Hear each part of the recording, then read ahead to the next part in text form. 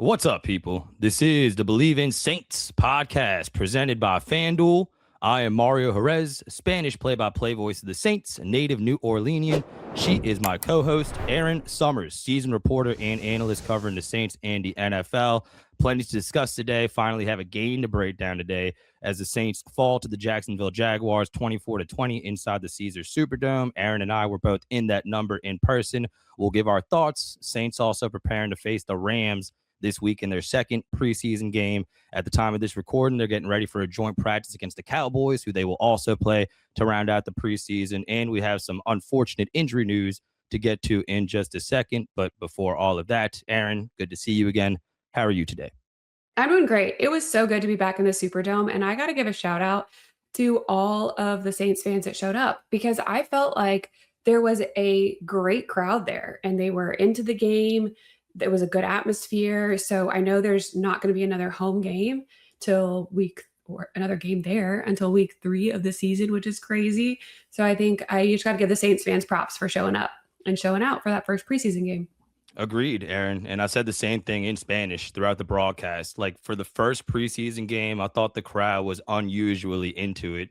And you saw that with a few pre-snap penalties too. I think some of that was the crowd. Some of that was the Jaguars offensive linemen being traumatized from the joint practice where the Saints D-line just kind of dominated them.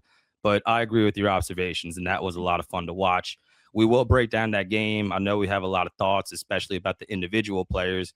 But we do have to start the show with some unfortunate news, kind of the big news having to do with the New Orleans Saints right now. And that has to do with Jordyn Tyson. And if you watch this show, you know that last week, Saints head coach Kellen Moore said that Jordyn Tyson's hamstring injury could linger into the regular season. The could has become a will, because on Monday, Ian Rapoport of the NFL Network tweeted out that Jordyn Tyson will miss about 2 months due to an injury that he suffered in that joint practice against the Jacksonville Jaguars.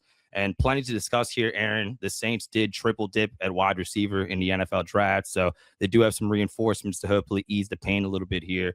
But I had to say, as of right now, Erin, this is like a total punch in the stomach. It's a kick in the shin, whatever analogy you want to use, because as of today, all the haters were kind of right when it comes to Jordyn Tyson. And we'll get into the specifics. According to Kellen Moore, this has nothing to do with the past hamstring injuries or the reoccurrence that he suffered early this offseason. But this was a player who you knew was talented, frankly, probably wouldn't be available to the Saints at number 8 if he didn't have all these injury issues. But here we go. Jordyn Tyson's hamstring is injured, regardless of which one it is, and he will miss time, now significant time, to start the season. And obviously not good news for the Saints. When you look at the wide receiver himself, when he is healthy, he was arguably the best receiver in the draft. A lot of people said that. A lot of analysts, a lot of players, former players that I talked to were really high on Jordyn Tyson.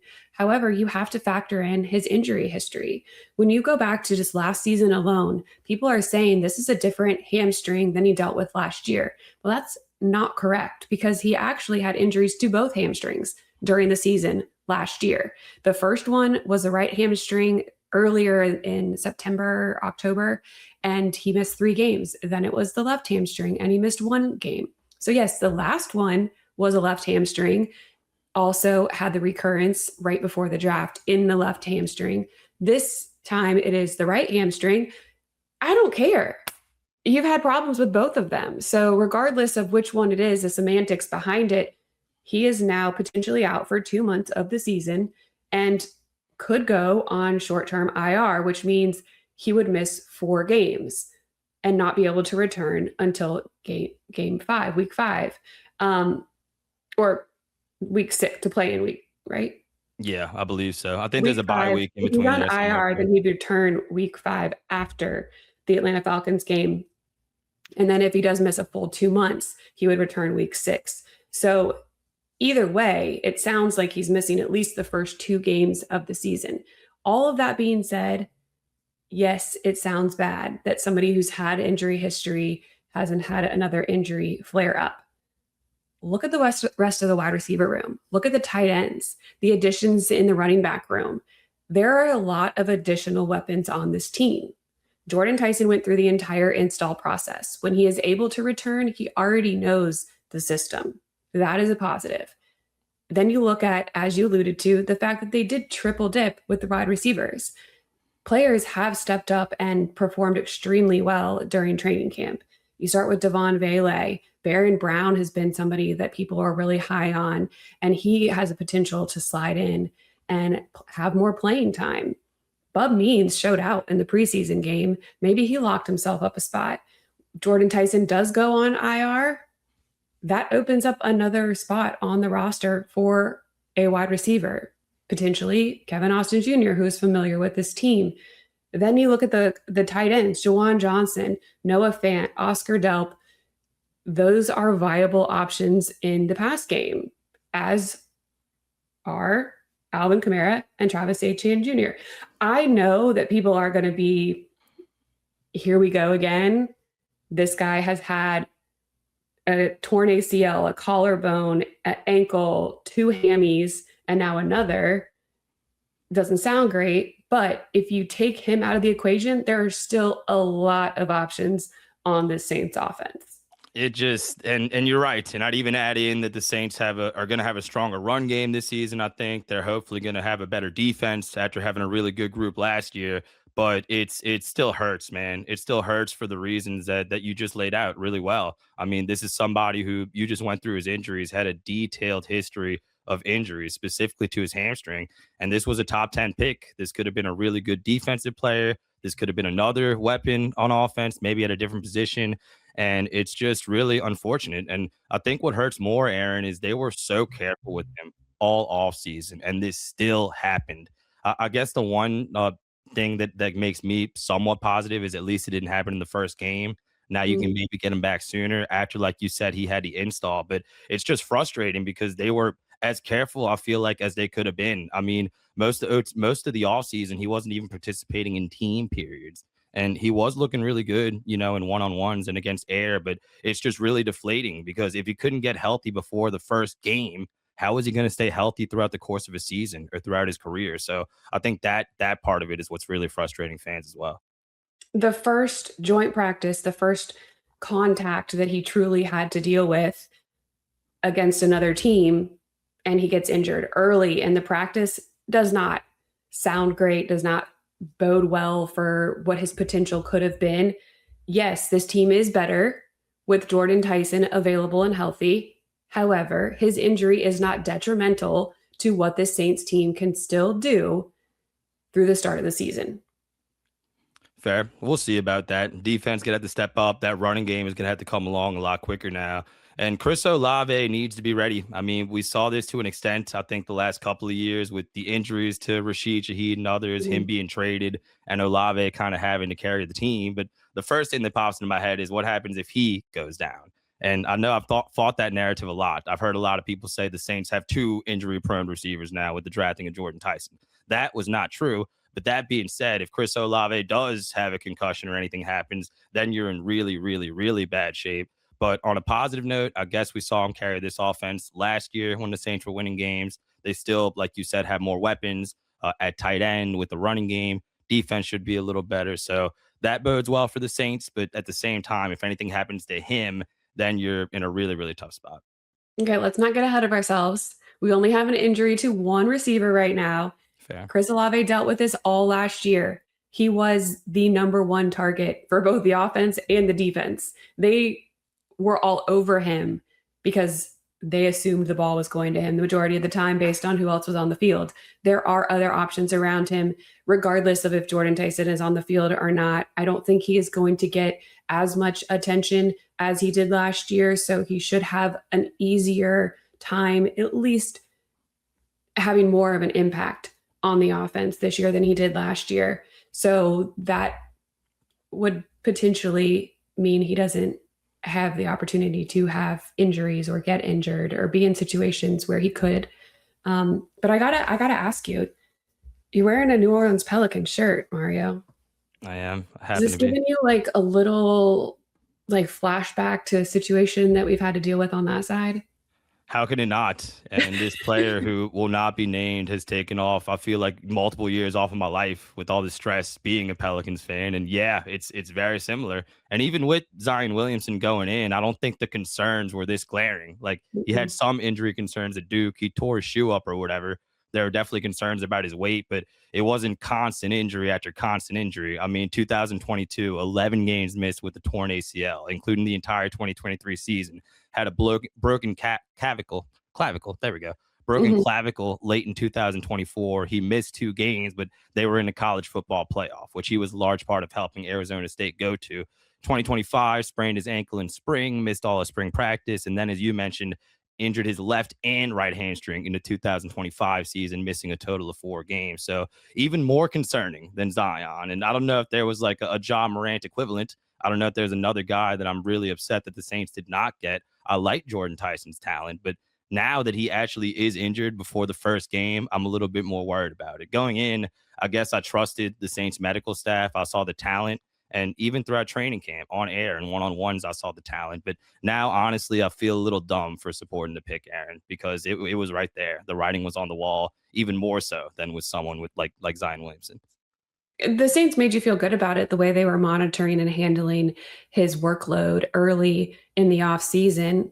You thought that they had a good handle on his potential to get injured again. Stuff happens. You line Yeah. up against the Jags and it's a different opponent, and you're playing with a little more juice. You want to prove yourself, and you do something you shouldn't. I'm not saying it's on him, but I think it's tough when you saw him run off the field. He looked like he was fine, and then this is the news that comes out after the fact. The good thing is it is early in the preseason, and there's an opportunity for the Saints to figure out what they can do without him on the field here to start the season. And that's going to be tough. You know, you do have the rookie guys. And when it comes to Devon Vele, please prove me wrong, Devon Vele. I say all the time, I'm not an X's and O's guy. I'm not a play caller or anything like that. But to me, and I hate when people say this about Olave not being a true number one, but I'll say it about Vele anyway. I feel like he's not a true number two wide receiver. Like, he Yeah, can't do everything on all 3 levels of the field. He's a right. very valuable player, and he's going to be in the top 3 of your depth chart at wide receiver because what he can do in the red zone, high point in the football, very specific things. We saw it even in training camp, and I saw some people compare him to Mike Thomas, like he's going to be the new Mike. How many times are they going to run that simple slant route with Devon Vele to some Mhm. success? But I don't think he's a true number two guy that can really spread defenses and scare DCs. Now, in a perfect world, the Saints want one of these rookies to step up. They don't want to count on Kevin Austin or Ronnie Bell. And no disrespect to those guys. Bub Means having a great preseason. We'll talk about what he did against the Jaguars, but the Saints want these young players that they invested in to start developing. And now they're going to have to be a little bit ahead of schedule. But in a perfect world, either Barian Brown or Trey Lance will step up and kind of save the Saints offensively in the first 5 weeks of the season. And it's not like they had to replace Jordyn Tyson's production. They just had to be a good enough complement to Chris Olave, like those guys that I just mentioned were down the stretch of last season. And I think that there is potential for that to be the case. When you look back on last season, Rashid Shaheed, regardless of how much they wanted to tell you that he could run all the routes and he could be used in multiple ways, he was a gimmicky player. You saw that with the He Seahawks some too. Yeah. Exactly. I think that the players around Chris Olave have the potential to be more well-rounded than Rashid Shaheed was for him. When you do look at Barryon Brown, he does have the speed, but he's shown he can do more than that. Bub Means showed that I didn't know Bub really could get in and for the long game, but he did, like we saw some different sides of his game as well. So I think that there's going to be more of a compliment to what Chris Olave does, regardless of if Jordyn Tyson is on the field or not. And this is one element where I think we disagree a little bit when it comes to the Saints offense, but I think Tyler Shuck running the football needs to be a significant part of what the Saints do. And they're going to be, careful with what they show in practice, but I've still seen enough. I've seen some options to the short side of the field. I've seen some simple zone read with him and Kamara or Mhm. Achan or whatever it is, because he has that ability. And Mhm. down the stretch of last season, he was hurt. He was dealing with some injuries. It wasn't always made public, but that was the case. And I think the Saints were being a little bit more careful with running him. But now this season, and I don't want to, write a check that Tyler can't cash, but I think he does have some of the similar abilities of like a Josh Allen or a Lamar Jackson, to where the defense at least has to respect it. If not, he's going to burn you. So especially with this injury now to Jordyn Tyson, I think we're going to see a lot more rushing attempts with Tyler Shuck. And I tried to find some on FanDuel even for the first game, not yet available. So looks like the sports book are still doing all the mathematics of that. But I think Tyler Shuck, the runner, is going to be way more prevalent in the Saints offense. I mean, he led the rushing game last year, honestly, down the stretch. He had 3 touchdowns, which was the most out of anyone on the team.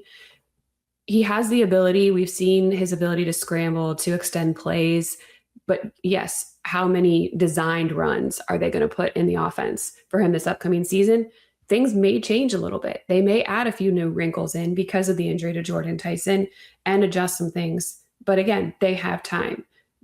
Really quick, they got up on another joint practice. So I don't know how much different things they're going to throw out there against the Cowboys, but there is another preseason game, another joint practice where maybe they could throw some different wrinkles in, try some things with Tyler Shuck as a true mobile quarterback. Well said. And as we move forward, a little bit more positivity having to do with injuries. Christian Miller did suffer a shoulder injury in his first preseason game against the Jaguars. As of a few minutes ago, though, it was reported that he is making the trip to California for this next preseason game. So that is positive. And there were plenty of positives to glean from this first preseason game, in my opinion, Erin. And we'll talk about the quarterbacks for sure. But before anything, I want to talk about the start of the game, because that was really exciting. Ty Chandler, somebody who's fighting for a spot on this team, runs back the opening kickoff for 86 yards. The Saints cash in the next play on a 9-yard touchdown run from Aric Estimé. But I think that's important, Erin, because that felt very intentional. I think the Saints really want to get off to better starts this year, because last season it was a disaster.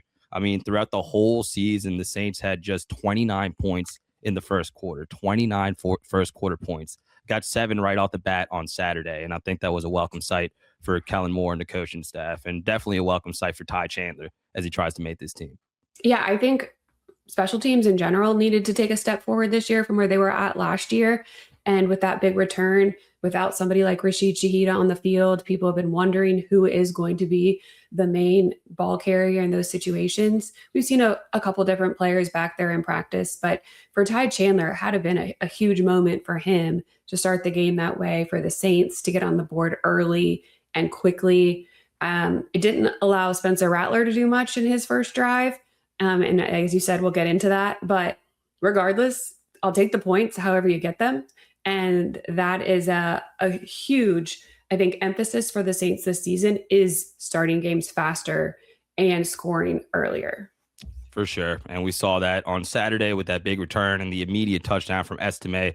What we did not see was good football from Spencer Rattler, Erin. I don't know any other way around it. And I stand by everything you and I said. He was playing really well in training camp. He just was.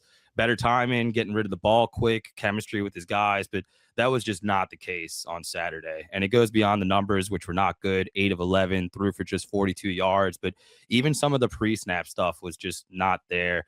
Some kind of miscommunication between Richards and Estimé before the sack fumble. I'll put some of that on Spencer Rattler. They should have been in better shape there. Estimé doesn't pick up the blitz. Don't know if it's his fault or not. Again, they had a check there, but held on to the ball way too long on that play and on several plays throughout the game. And we'll talk about what Zack Wilson did. I don't know if it's a legitimate battle, but what I did see on Saturday was everything, all the good stuff that Spencer Rattler did in camp did not translate to the field. And the Jaguars defense definitely took advantage. Yeah, Spencer Rattler has maintained a gap ahead of Zack Wilson throughout training camp. Everyone has said it, that anybody that I've talked to media-wise as we're watching is Spencer Rattler looks better. He looks like he's in command. He knows what he's doing in terms of the offensive scheme now. He looked like he had taken a step forward, and Zack Wilson was still trying to figure things out. But in this preseason game, Zack Wilson had a handle on this offense, command, what he wanted to do. He went 11 of 16 for 145 yards, a touchdown. He actually led 2 drives down the field. I mean, he was moving the ball and doing some good things. So if you take that preseason game, Zack Wilson far ahead of what Spencer Rattler's performance was. So then it comes into the balance between what you see in practice and what you see in a game, and what the coaching staff weighs more over the other. Do you go with somebody because you're more familiar with him and Spencer Rattler and he's produced on a daily basis in practice, or do you start leaning towards Zach Wilson? We got more preseason games, so this is definitely something that we didn't think we were going to have to be talking about or worrying about, because we just thought Spencer Rattler was going to go ahead and take this number 2 job. But now we have a new little wrinkle to look for throughout the rest of the preseason. Yeah, I think it's a big wrinkle. I think it's all about Zach Wilson. And Erin, I don't know if you ever talked to someone younger or like a child, maybe even, and they say something that sounds simple, but after they say it, it's like, whoa, this child is right. Maybe I was way overthinking whatever I was just pondering. I say all that to say I saw a friend on the field after the game on Saturday, and he's a very casual football fan. You know, he watches the games, he knows who the starting quarterbacks are, but he's not deep in the weeds like you and I are. And he told me, hey, what if Zach Wilson is actually really good, but we just don't know? He played for the Jets, right? Isn't that the same team that the guy that just won the Super Bowl played for? And everybody said he wasn't very good, and Sam Darnold. And it's interesting because after leaving the Jets, he wasn't even the backup. He spent most of the time as a third string in Miami and the third string in Denver behind Bo Nix and Jared Stidham. But what if he is good? What if the Jets were kind of just masking all of his talent, and now with the experience that he's gained in all those spots, he can be a serviceable, at least backup quarterback? Because he looked really good, Erin. He was reading the field really good. The numbers looked really good for Zach Wilson, 11-16, 145 yards and a touchdown, 9.1 yards per attempt, a 118.0 passer rating, which is really good. And more importantly, he looked like he was having fun out there, Erin. After the first touchdown to Bub Means that didn't count, he was pumped up. He was looking like Brett Favre, right? Like waving his fist and yelling. And I appreciated that. That shows me that that's a player that doesn't feel like he's above that situation. He's grateful to still be playing the game. And to me, he deserves a chance. If he could replicate that performance in the second preseason game and we see more of the same from Spencer Rattler, then yes, how do you not consider making him the backup quarterback? Yeah, so what's the response going to be by both quarterbacks going into this week? Mentally, does Spencer Rattler take a blow to his confidence and what he thinks he can do and where he is at in that quarterback battle? Does Zach Wilson become even more confident in his ability and his right to be here and be playing and not only battling for a second spot, but actually taking the second spot? So it's going to be interesting to see what happens there. I have now started to see, some trade rumors coming out about Spencer Rattler maybe going to the Colts because they're in a little bit of a situation with their quarterback. Anthony Richardson hasn't been what they thought he was going to be. They're dealing with injury to their starting quarterback. I don't know if he's going to be available to start the season coming off of an Achilles. I don't know. Maybe the Saints tried to move Spencer for some collateral down the line because Zach Wilson actually is a little bit better than they thought. Yeah, that would be funny if he went to the Colts. I'm sorry, because for those of us that have been defending Spencer Rattler, that's what we've been pointing to. There are so many desperate teams. Look at this team that literally signed 45-year-old Phillip Rivers off the couch last season. So if you went to the Colts, that would be really funny. But it wasn't just Zach Wilson. We saw some other good individual performances, especially offensively.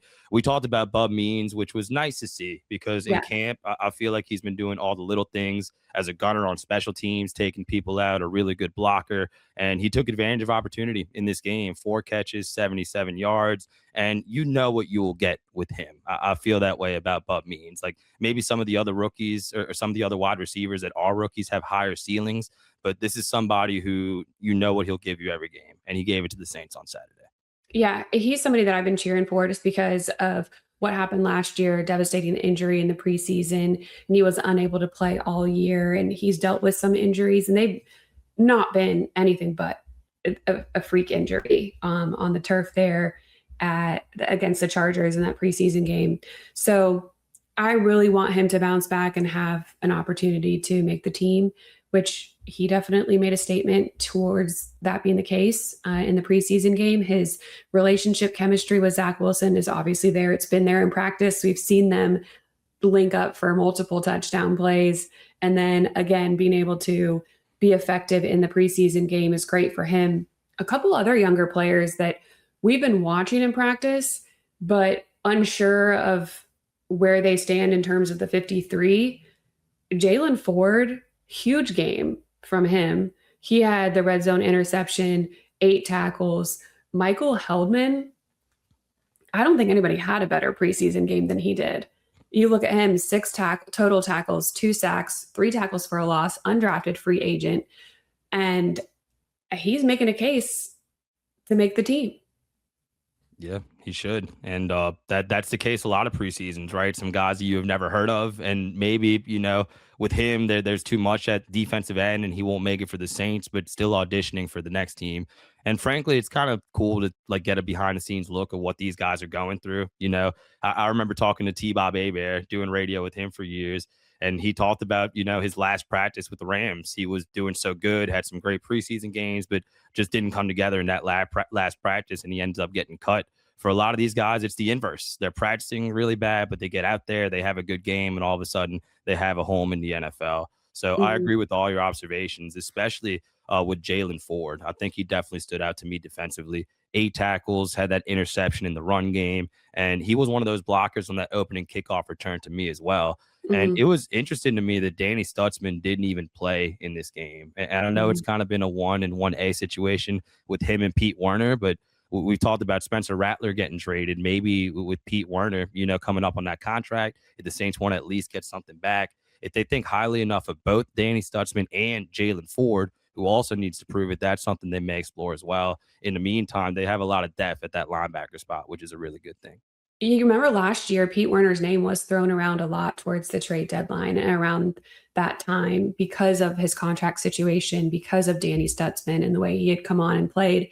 And it is a possibility. Danny Stutzman's obviously on the team, and you don't need to see anything more from him to know what he can do. So don't risk him going out there and getting injured. That could be a possibility as well.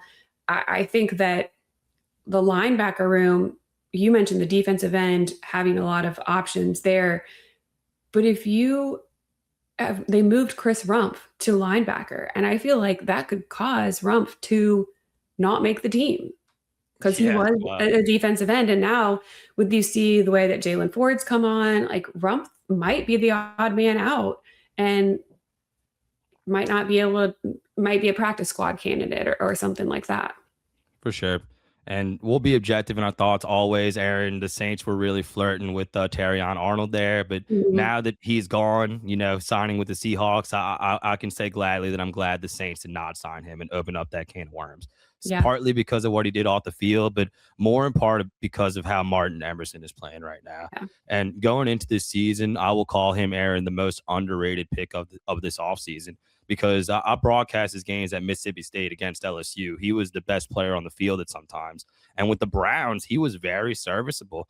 Playing across from Denzel Ward, teams attacked him. And statistically, some of those Browns defenses that he were on were some of the best in the league against the pass. And he really showed out, not just in camp, but in this first preseason game. Should have had an interception at the very end. I know he's kind of kicking himself, but had a really nice pass breakup coming across the field to break it up. Had a second PBU on a jump ball in the end zone, different situation, but he steps up there, which was nice to see. And then the third play, that dropped interception that I just mentioned, he read the quarterback, jumped the route, undercut it perfectly, just couldn't hang on to the interception. And he looked like a starter out there against second stringers and third stringers. And I've been excited throughout camp. I've talked about him a little bit, but if you can get over the fear that Achilles injury that he suffered forced him not to play the entire 2025 season, this is somebody who's been a productive football player since college, in the SEC, in the NFL, on a good Cleveland Browns defense, not just individually, as a team player as well. And I'm starting to get really excited to see what he can do this season. He's somebody that really stood out against a joint practice against the Jags last week on Thursday and just continued that play into this weekend. So maybe he has turned a corner in his confidence coming off of that injury. I got to give a shout out to Jaden Price as well, because that's somebody you texted me about. Like, oh, it's so good to see him making plays in a game because he's had so many opportunities. And it looks like right now he is your backup slot, but after Jonas Sanker. He's Jaden Sanker from last season, right? Yeah. Literally. So I think that he's somebody that you can guarantee is going to be on the 53. Yeah, I like Jaden Price. He's just fun to watch. Not just his football abilities, but kind of like his style. I feel like the Mhm. plays that he makes like kind of uplifts the rest of the sideline. And yes, I did text you because my man dropped at least like 3 interceptions the last couple of weeks at camp. So it was nice to see him get it. Yeah. And you could see how pumped the rest of the team was as well. And all I know is Brandon Staley's building a really good culture on that side of the Mhm. football, whether it be the starters, the backups, the third stringers, the rookies. Like you could tell they're about collective success, not individual success, even in the way they celebrate these plays of practice. So good to see a culture being built there with Brandon Staley and that group. Yeah, one of my favorite things is to watch the vets. Obviously they're going to cut to Cam Jordan multiple times throughout these preseason games, but just the way that he gets so excited and cheers for the rest of the players around him. I really do appreciate that all the guys are out there, they're invested in the game, they're watching, they're cheering for some of the younger guys and want them to have their moment in the spotlight as well during these preseason games. Yes, and I have a few more thoughts on this game before we wrap up. But before we Yeah. do, I wanted to revisit this Week 1 line against the Detroit Lions because we talked Yeah. about it last week, right? The Saints being 6.5 point underdogs. They're now 7 point underdogs, which is interesting. That tells me the sports books care a lot about Jordyn Tyson, what Yeah. he can potentially bring. But it's just interesting that it didn't move when the Lions starting center went down. It moved a whole half a point for the Saints' number 2 wide receiver going down. And to be honest with you, just to be objective about the audience, I said I like the Saints winning that game, especially in between 1 to 13 points at 3-1 odds plus 300. I don't feel that way right now after the Jordyn Tyson injury. I would not make that play if I'm being perfectly honest with y'all. But I do think it's interesting that it moved half a point for the Saints' number 2 wide receiver. It did not move Mhm. at all for the Lions' starting center, who had been a really good center throughout his time in the NFL. Yeah, it's definitely something that's going to impact the team. How much so, though, is up to the rest of the receivers and what they can scheme up offensively. Hopefully, Tyler Shuck does what he did towards the end of the season and makes stuff happen with whoever is on the field. Although I will say, you mentioned Detroit. At Detroit and at Baltimore is not an easy start to the season. Nope, not at all. Defense needs to take advantage of some attrition for both of those offenses. If the Saints do Mhm. win those games, Aaron, I think it's going to be because of their defense, but we will see what happens there. And we'll see what happens after this injury to Jordyn Tyson. We talked about Barry and Brown potentially having to step up. Coming into the NFL, I really liked Bryce Lance, his skill set, his stats in Mhm. college. And I won't bore you with all of his stats at North Dakota State, although they're really good. He was a 1,000 yard guy multiple times. The next closest receiver would always be at like 300 or 400 yards. But let's compare him to an established NFL wide receiver, Aaron. Christian Okay. Watson just got the bag from the Green Bay Packers. He went to the same school as Bryce Lance, North Dakota State. And looking at Lance's numbers, they're actually a little bit better. And you got to consider the competition for sure. He's in the NFL now. We didn't even see him in the first preseason game just because of a ding, according to Kellen Moore. But if you Mhm. look at their time at North Dakota State, 127 catches for Lance, 105 for Watson, 2,157 yards for Lance, 2,140 for Watson, 25 touchdowns for Bryce Lance, only 14 touchdowns for Christian Watson. His best season receiving yards, Trey Lance, 1,079 yards. The best receiving season in terms of yards for Christian Watson was just 801 yards, almost 200 yards less. And Watson's best season in terms of touchdowns was 7 receiving touchdowns at North Dakota State. For Trey Lance, it was 17 touchdowns, double that total. So just looking at the raw numbers, they both played the same level of competition. Maybe there is a little bit of hope for Bryce Lance, at least to be the number 2 or number 3 guy. But I'm just trying to grab at any positivity here, Erin, on what's a tough day for the Saints Yeah. with this news. No, I'm with you. He is definitely starting to, I don't know, make himself a little more known in the practices at least. We're starting to say his name a little bit more. He's making more plays. So yeah, I think as he continues to get used to playing in the scheme and at this level, he is definitely a potential. And I know you're high on him because you bring him up almost every show. Yeah, I mean, those numbers are hard to ignore, man. This is Yeah. a fifth-round pick. Like, you must really not think anything of the competition he's playing against if 5 rounds go by before they draft this guy. And good measurables, too. I believe Mhm. he's at 6'2 or 6'3, definitely a sub-4, 440. So I'd like to see what he can do in the actual football game because, like you said, the last few practices, he stood out. And early on, it looked like there was a little bit of a feeling out period, if anything, with his conditioning. But it's getting to the point where I really, really want to see him on the field. And we were able to do that with Barry and Brown. Had some kind of learning moments in the return game, trying to go vertical more than horizontal, in my opinion. But Mhm. receiving wise, I thought he was solid, Erin, for Yeah. his first game, specifically in the NFL. 4 catches, 53 yards. And the situational aspect to me is also significant because he had back-to-back catches, 28 yards and 8 yards in that 2-minute drill right before halftime. And Mhm. he looks like somebody who has played a lot of football, has really refined his route running ability. And the Saints know what he can bring as a returner, but they also want to see what he can bring as a receiver. And they might need to see that sooner with this Jordyn Tyson news. Yeah, I was going through it, and you look at the 53, it's Achan, Alvin Kamara, then what? Estimé? Yeah. Neal? Does Miller get left off because he's continued to deal with so many injuries? Then where does Ty Chandler fall? Is he going to get the nod over Neal, or are they going to, try to figure out how to keep him at least on the practice squad, bring him up from time to time? But Ty Chandler is somebody who had a really good game, especially in the special teams aspect of it. So that is going to be part of it, is how much can you contribute in the another area of the game and be impactful on special teams. And that could move you into the 53 versus practice squad, or essentially not having a spot altogether.